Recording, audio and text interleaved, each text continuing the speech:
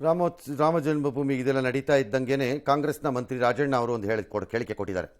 ಬಿಜೆಪಿಗರನ್ನ ವಿರೋಧಿಸುವುದೋ ಅಥವಾ ಈ ಕಾರ್ಯಕ್ರಮದ ಪ್ರಖರತೆಯನ್ನು ಕಡಿಮೆ ಮಾಡುವುದೋ ಬರದಲ್ಲಿ ಬಾಬ್ರಿ ಮಸೀದಿ ಬೀಳಿಸಿದ ನಂತರ ನಾನು ಅಯೋಧ್ಯೆಗೆ ಹೋಗಿದ್ದೆ. ಅಲ್ಲೊಂದು ಟೆಂಟಲ್ಲಿ 2 ಬೊಂಬೆ ಇಟ್ಟು ಅದನ್ನು ಶ್ರೀರಾಮ ಎಂದು ಬಿಜೆಪಿಗರು ಕರೆದರು.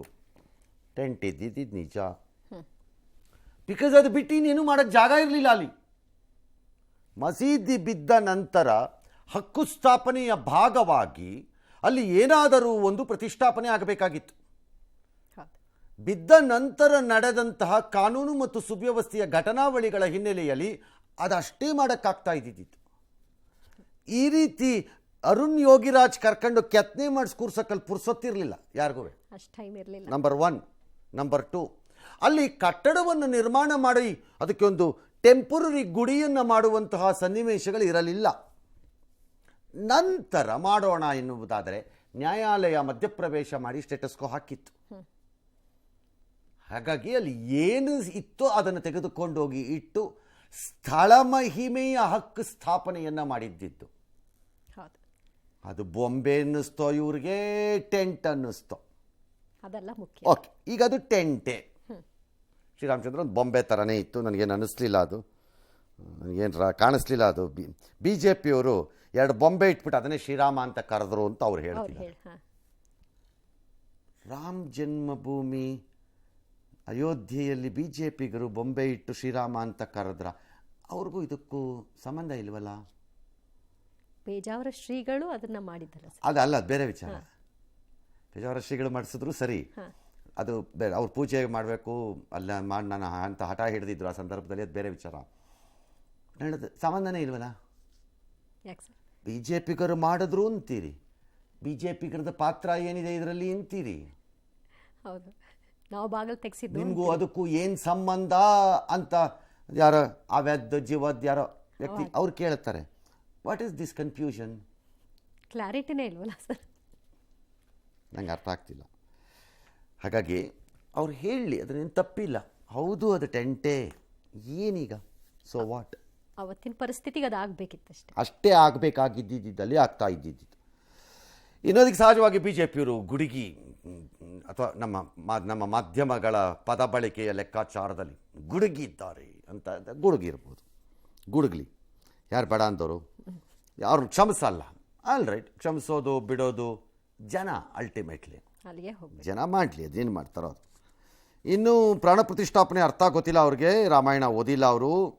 ಶಂಕರಾಚಾರ್ಯರು ಕೇಳಿದಕ್ಕೆ ಉತ್ತರ ಕೊಡಲಿ ಸಾಕು ಅಂತ ಶಂಕರಾಚಾರ್ಯರೇ ಉತ್ತರ ಕೊಡ್ತಿದ್ದಾರೆ, ಇನ್ನು ಬೇರೆಯವ್ರು ಏನು ಕೊಡೋದು ಅದಕ್ಕೆ. ಪ್ರಿಯಾಂಕಾ ಖರ್ಗೆ ಅವರು ಎಷ್ಟು ಜನ ಎಂ ಪಿಗಳು ಗೋಮೂತ್ರ ಕುಡಿತಾರೆ ಅಂತ. ಫಸ್ಟ್ ಆಫ್ ಆಲ್, ಗೋಮೂತ್ರ ಕುಡಿಯಲೇಬೇಕು, ಎಂ ಪಿಗಳೇ ಯಾಕೆ? ಕಾಂಗ್ರೆಸ್ಸಲ್ಲಿ ಎಷ್ಟು ಜನ ಗೋಮೂತ್ರ ಕುಡಿತಾರೆ ಹಂಗಾರೆ?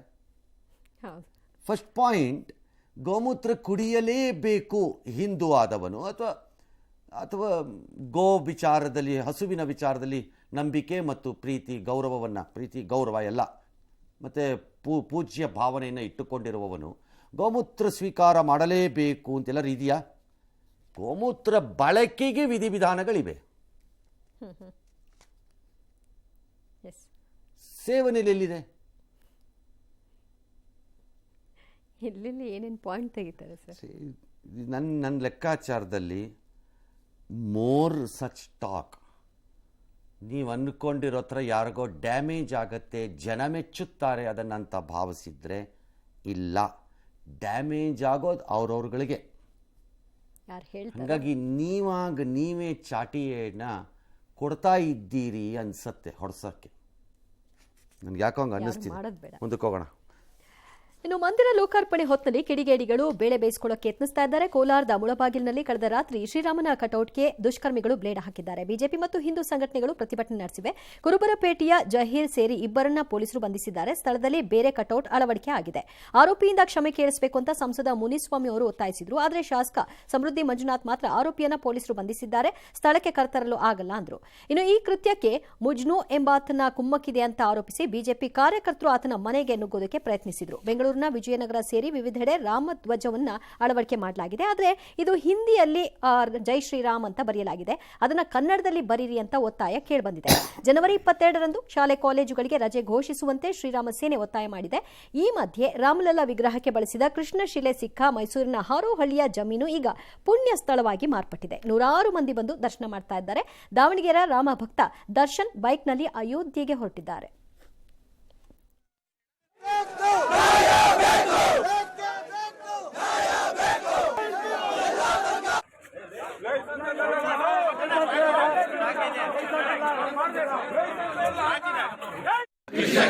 ಹರೇ ಹರೇ ಈ ಮಂತ್ರ ರಾಮದೇವ್ರ ಮಂತ್ರ. ಇನ್ನು ಮುಂದೆ ಪ್ರತಿನಿತ್ಯವೂ ಸಹ ಈ ಊರಿನವರೆಲ್ಲರೂ ಎದ್ದ ತಕ್ಷಣ ಇದನ್ನ ಪ್ರಾರ್ಥನೆ ಮಾಡಬೇಕು.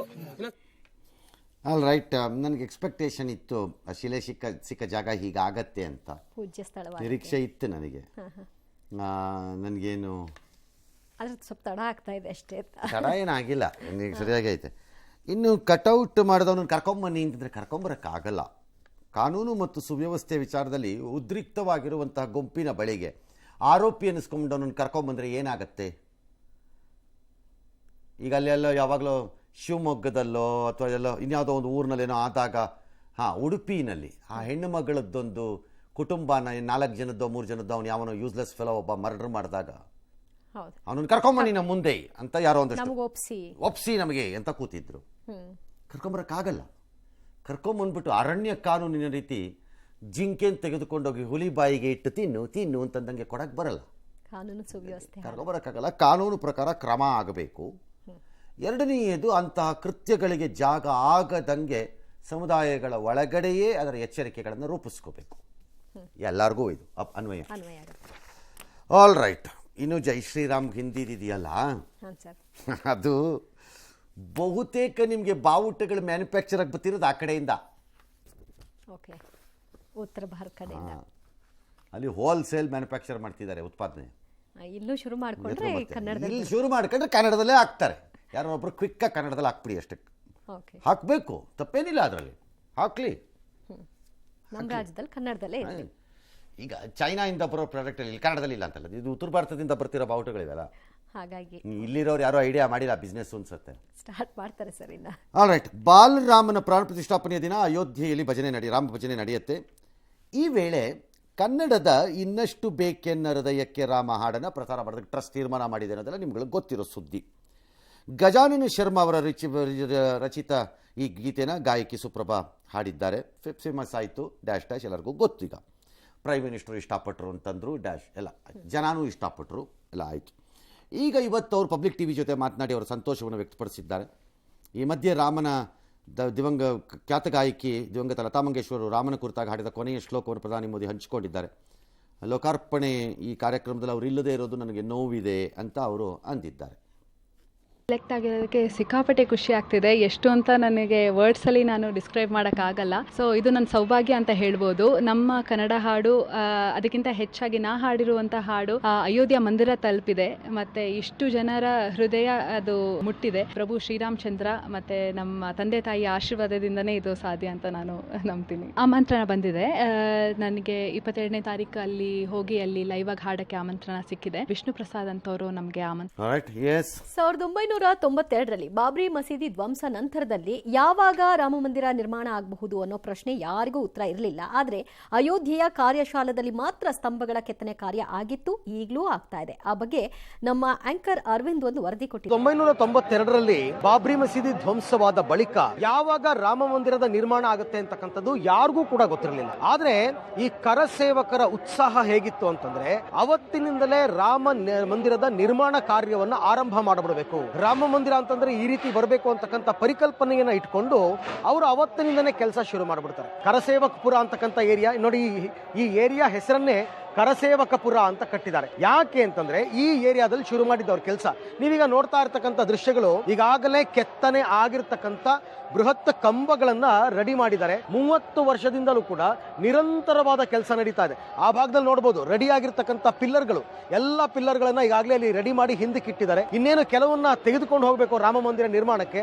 ಆ ಕೆಲಸಗಳ ಅಂತಿಮ ಕಾರ್ಯ ಇಲ್ಲಿ ನಡೀತಾ ಇರ್ತಕ್ಕಂಥದ್ದು. ನಾನು ಆಗ್ಲೇ ಮಾತನಾಡಿಸ್ತಾ ಇದ್ದೆ ಕೆಲವ್ರನ್ನ, ಅವ್ರು ಹೇಳ್ತಾ ಇದ್ರು ಇಲ್ಲಿ ಇರ್ತಕ್ಕಂಥ ಕಂಬಗಳು ಸಾಕಾಗೋದೇ ಇಲ್ಲ, ನಾವು 30 ವರ್ಷದಿಂದ ಕೆಲಸ ಮಾಡಿದ್ರು ಕೂಡ ಇಷ್ಟು ರೆಡಿ ಮಾಡಿದ್ರು ಕೂಡ ಸಾಕಾಗಲ್ಲ ಅಂತ. ನಿಮಗೆಲ್ಲ ಗೊತ್ತೇ ಇದೆ, ರಾಮ ಮಂದಿರ ಇನ್ನೂ ಕೂಡ ಸಂಪೂರ್ಣವಾಗಿ ಕಂಪ್ಲೀಟ್ ಆಗಿಲ್ಲ. ನಿಮಗೇನು ಗರ್ಭಗುಡಿ ಏನಿದೆ ಆ ಮುಂಭಾಗದ ಪ್ರಾಂಗಣ ಇಷ್ಟು ಮಾತ್ರ ಕಂಪ್ಲೀಟ್ ಆಗಿರ್ತಕ್ಕಂಥದ್ದು. ಈ ಎಲ್ಲ ಕಂಬಗಳು ಕೂಡ ರಾಮನ ಪ್ರಾಣ ಪ್ರತಿಷ್ಠಾಪನೆಯಾದ ನಂತರ ಆ ಕಾಮಗಾರಿ ಇನ್ನೇನು ಉಳಿದಿರುತ್ತೆ ಆ ಎಲ್ಲ ಕಾಮಗಾರಿಗಳನ್ನ ಮಾಡುವಂತಹ ಕೆಲಸ.